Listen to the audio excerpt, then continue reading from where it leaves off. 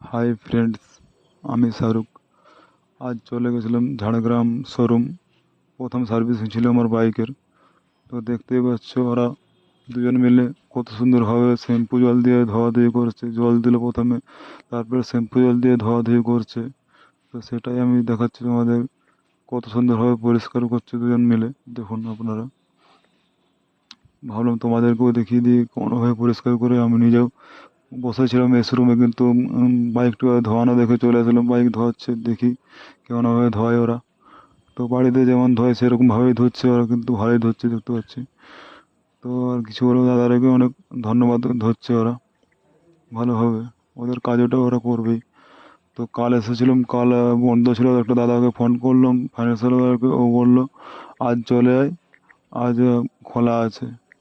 তো কাল এসেছিলাম, কাল ঘুরে গেছি ঝাড়গ্রাম থেকে। আজ আবার চলে এসেছি ঝাড়গ্রাম। দেখতেই পাচ্ছ আপনারা গাড়িটা আমার কীভাবে ধোয়ানো হচ্ছে।